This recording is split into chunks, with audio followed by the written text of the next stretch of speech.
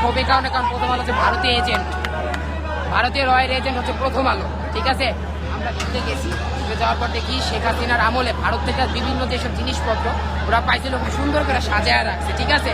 সাজায় রাখার পর এর মাঝখান ওদের যে জারজ বাপ শেখ মুজিব, ওই চোদানি পোলা, ওই খানকির পোলার, ঠিক আছে, ওই মাদার চোদের একটা প্রতিচ্ছবি বা যে একটা মূর্তি বলেন, ঠিক আছে, ওইগুলা ওরা খুব সুন্দর করে রাখছে। আমরা ওটা আনছি, আইন ওটা পুরাই দিছি। আমরা একটা ফুলে বাঁচানোর জন্য যেমন যুদ্ধ করছি, এক হাদি ভাই রক্তের জবাবের জন্য আমরা আবার যুদ্ধ করব। ভারতের হাদি ভাই প্রত্যেকটা রক্তের ফোড়ার জবাব দিতেই হবে ইনশাআল্লাহ। দর্শক, আপনারা শুনছিলেন যে প্রথম আলোর অফিসের ভেতর থেকে শেখ মুজিবুর রহমানের ছবিও কিন্তু তারা উদ্ধার করেছে এবং সেগুলো উড়িয়ে দিয়েছে, জানিয়েছে। আমরা দেখছি যে প্রথম আলোর অফিসের একদম ভিতরেও কিন্তু আগুন ছড়িয়ে পড়েছে এবং ধোঁয়া উঠছে।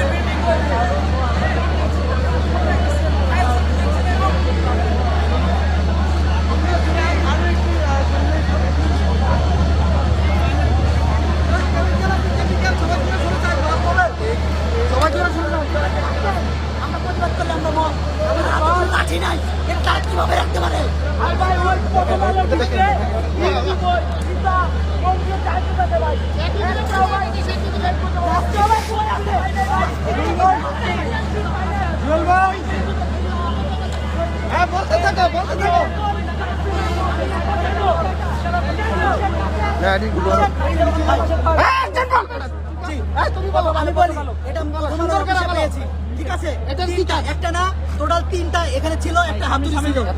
আমি মনে করি এটা কোনো সাংবাদিক অফিসে থাকা কোনো যৌক্তিক কারণ নেই। একটা সাধারণ মানুষ আন্দোলনে একটা খেলনা পিস্তল নিয়ে আসছে, পুলিশ অ্যাকশন করে গাড়ি তার ধরে নিয়ে গেছে। পুলিশ কি এত মানে কি বলবো, তাদেরকে বলার ভাষা নেই, বললে বলবো সে মব। কি পাইছেন ওটা, কি পাইছেন? এটা চাইনিজ কুড়াল ভাই, একটার উপরে দুইটা মারা রাখবে না, এই জিনিস কেন তাদের অফিসে থাকবে? আর এটা কি কাজ? কয়টা পেয়েছেন? তিনটা পেয়েছি। আর কি পাইছেন? আর কি পাইছেন? ওই যে লাল অফিস দেখেন, কত তলায় তৃতীয় তলায় এটা পাওয়া গেছে।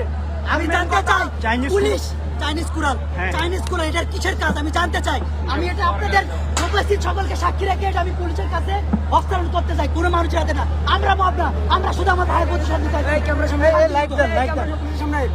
ভাই আপনাদের কাছে রিকোয়েস্ট, কেউ এই কথাটা কাটসাট করবেন না, কাটসাট করবেন পুলিশে আমার ধরে নিয়ে যাবো। আরে ভাই আমার তো বাচ্চা আছে, আমরা এখানে কেউ মব সৃষ্টি করতে হয় নাই, আমরা বাঙালি, আমার ভাইয়ের হত্যা হয়েছে প্রতিবাদ দেব। ধন্যবাদ সবাই।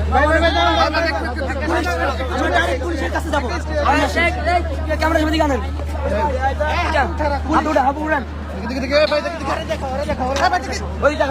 ক্যামেরা